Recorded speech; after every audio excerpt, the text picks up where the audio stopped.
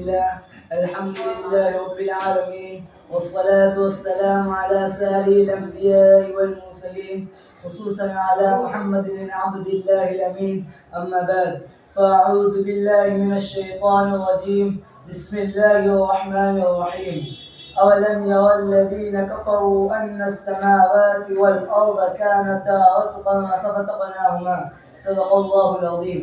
આજની આ સભામાં ઉપસ્થિત આદરણીય પ્રમુખશ્રી, શિક્ષકગણ, વાલીઓશ્રી, ઉપસ્થિત મહેમાનો તેમજ મારા વાલા વિદ્યાર્થી મિત્રો, અસ્સલામુ અલૈકુમ વરહમતુલ્લાહિ વબરકાતુહ.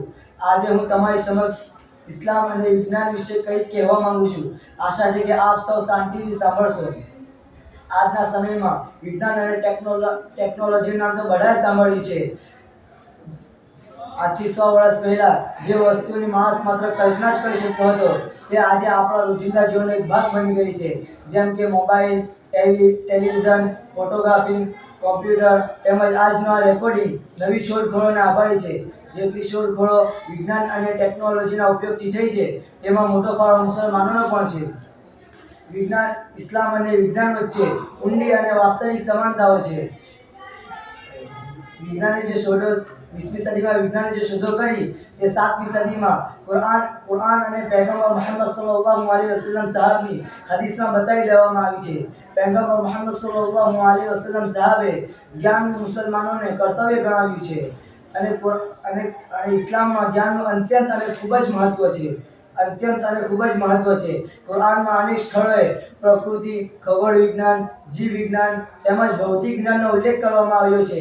જેમ કે બાળક માતાના ગર્ભમાં કેવી રીતે બને છે તેનું વર્ણન સૂરા અલ-મુમિનૂનની આયત નંબર 14 માં અલ્લાહ તાલા ફરમાવે છે, સુમ્મા ખલકના નુતફતા અલકતા ફખલકના અલકતા મુદગતા ફખલકના અલમુદગતા ઇઝામા ફકસવના અલઇઝામા લહમા ثم أنشأناه خلقا آخر فتبارك الله أحسن الخالقين.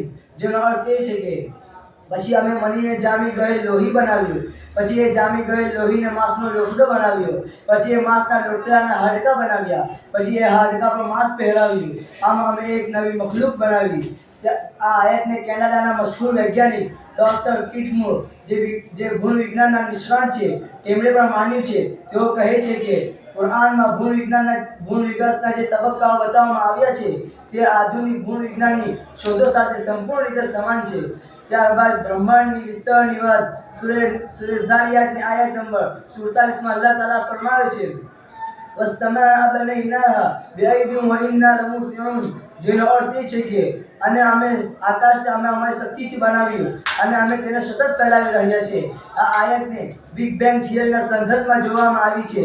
20મી સદીમાં એડવિન હબલે આ વાત સાબિત કરી છે કે બ્રહ્માંડ સતત વિસ્તરી રહ્યું છે. વૈજ્ઞાનિકો પણ હેરાન છે કે આ વાત અમે હમણાં શોધી તે કુરાનમાં 1400 વર્ષ પહેલા જ બતાવી દેવામાં આવી છે.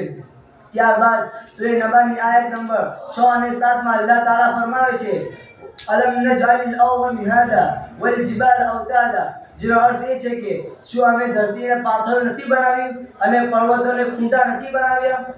આધુનિક ભૂગોળ આ વાત સાબિત કરે છે કે પર્વતોની જડો ઊંડી હોય છે જે ટેક્ટોનિક પ્લેટની સ્થિરતામાં મદદ કરે છે અને તેને ભૂગર્ભ સિદ્ધાંત પ્લેટ તરીકે ઓળખવામાં આવે છે.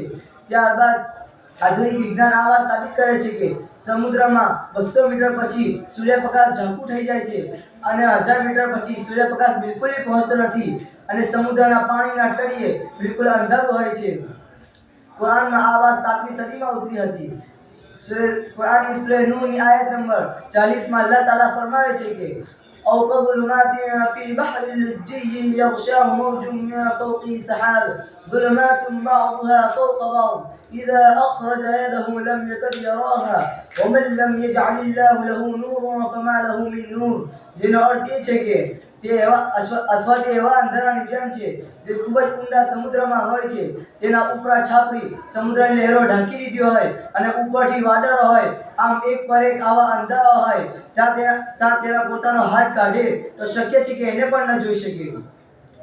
ત્યારબાદ કુરાનમાં એક જગ્યાએ સૂરે અંબિયાની આયત નંબર 30 માં અલ્લાહ તાલા ફરમાવે છે કે الذين كفروا أن السماوات والأرض كانتا رتقا ففتقناهما. જેનો અર્થ એ છે કે પાણીથી દરેક જીવ વસ્તુઓને બનાવી આધુનિક જીવ વિજ્ઞાન આ વાત સાબિત કરે છે કે બધા જ જીવિત પ્રાણીઓના શરીરમાં પાણી એક મહત્વનું ઘટક છે. આ વાત દુનિયાના વૈજ્ઞાનિકો પણ સ્વીકારી છે. ડોક્ટર મોરિસ બુકાઈ તેઓના પુસ્તક the Bible the Quran and સાયન્સમાં લખે છે કે કુરાનમાં વિજ્ઞાન અને પ્રકૃતિ સંબંધિત જે વાતો જાણવામાં આવી છે તે બધી સાચી છે.